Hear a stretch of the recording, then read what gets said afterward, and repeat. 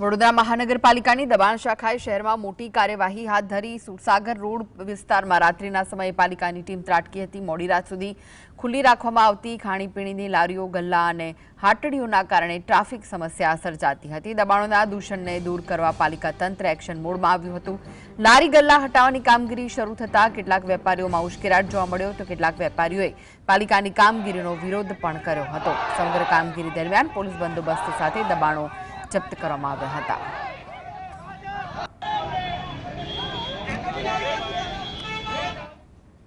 દબાણ શાખાની ટીમ અચાનક આવી એને પહેલા અમને સૂચના આપીને ગઈ કે ભાઈ તમે દિવાલથી ફૂટપાથને અડીને ઊભા રહો।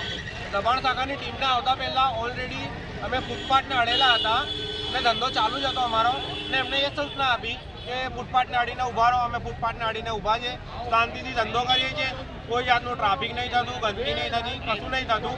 અને અમે લેખિતમાં અરજી આપી છે કમિશનર સાહેબને અને એમને બાંહેધરી આપી છે અમને કે તમે। તો આ વિશે વધુ માહિતી માટે જોડાઈ ગયા છે સંવાદદાતા રૂપેશ, શું વધુ વિગતો મળી રહી છે?